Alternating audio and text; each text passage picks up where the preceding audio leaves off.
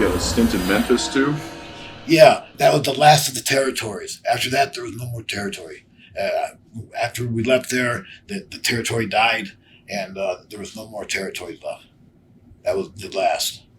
Swallowed up by Vince or put out of business. So, what was your impression of meeting Jerry Lawler? He was all right.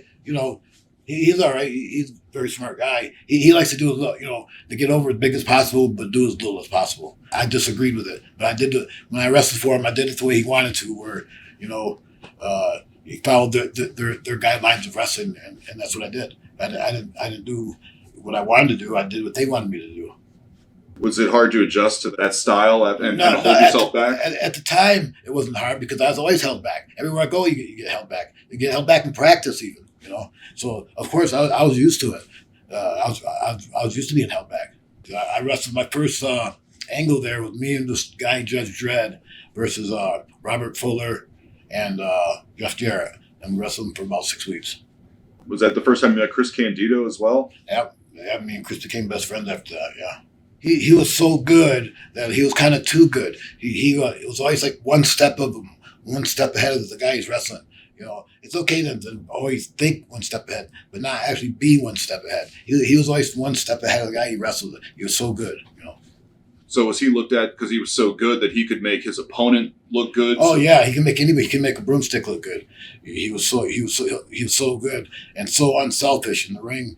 Like he bumped and sold for everybody. And sometimes when I was breaking in, you kind of only bumped and sold certain ways for certain guys. You don't bump and sell the same way for the first match guy as you do a main event guy. It's a little bit different. But he would bump the same, put anybody over, huge, make him look good. And then when I wrestled the guy, I thought the guy was good, and Chris goes, no, Chris made him look good. He wasn't any good.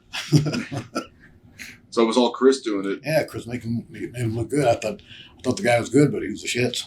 How did you end up getting the dark matches for WWF around '93? I was working for ECW at the time, and J.J. Dillon called me and said, Vince wants to come in and get a look at you. And I said, I don't know what you mean. He goes, you want to come in for a tryout? And I said, what's a tryout? At the time, there was no tryout. No, the word tryout was I've never heard the word tryout before. So I figured that they either want you or they don't. They call you and they want you and you have a job, or they don't call you and they don't want you. I didn't know they call you and come in and see if they like you or something, or have a tryout. So I said, what's it pay? And he said, it paid $300 a night. And I said, all right, I'll do it for the pay. And so I did, and they liked me at first. Do you remember the first time that you met Vince McMahon? How that meeting went? It was before my second match. My second match was against Owen Hart, and he says that this was his mark match, his fan match, where he wanted to see a match he wants to see was me versus Owen Hart. And he said, but he gave me a couple guidelines to look out for, and I ignored them, and they had a good match anyways. And he liked the match. Yeah. Was it intimidating to meet Vince McMahon, the head honcho? Yeah, of course. At the time, I didn't want to like him, because he changed the business so much. I thought he hurt the business, but actually he changed it for the better, sort of. Guys are making big money now. Before, no one made big money. My uncle made big money, but no one else did. Did he know your uncle? Oh yeah, and Senior. My uncle worked for Vince Senior. Yeah, and he knew Vince very good. So you already had that relationship going, and he liked your work too.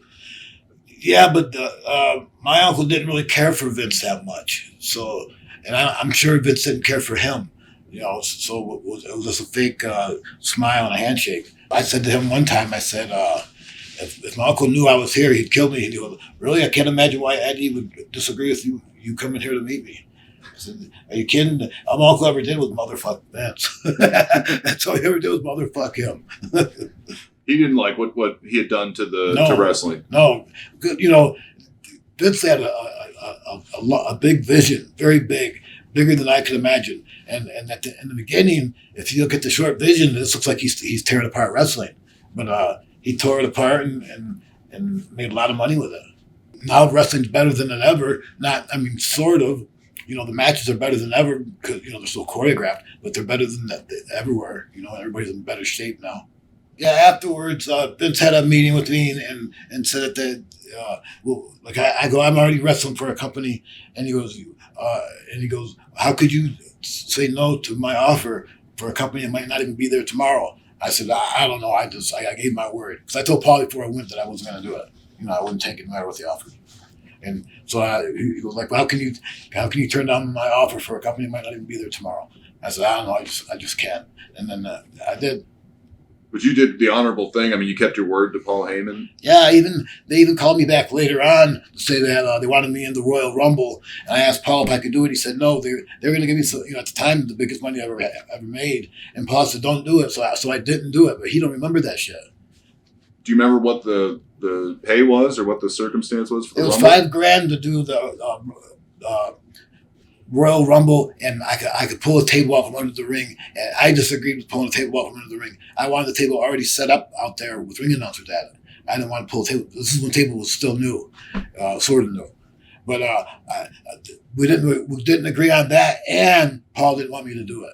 He wanted me to carry a table down or pull a table out from under the ring. I go, no, that's not how we do it. We do it with the table at ringside, and people are sitting at it, the ring announcer and the bell keeper, and I use it because it's there, not because it's a prop under the ring.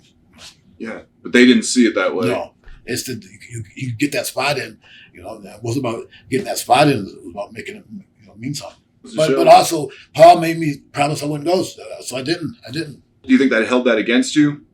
Because your loyalty to Paul? Probably did, but it didn't eventually, but probably did. And he understood me, and I got a break from him. How could I turn my back on him that early? This was 1994 we're talking about. I got a break from him in 93, so I was grateful. But I wasn't getting rich, and I was turning down lots of money to stay loyal, and that was hard to do. I gave my word I wouldn't, but I kind of wish I didn't give my word. See, at the time, Vince was looking to get 3 to 5 years out of somebody. Now he's looking to get 10. If he can't get 10 years out of you, he doesn't even look at you. He got 10 years of investment.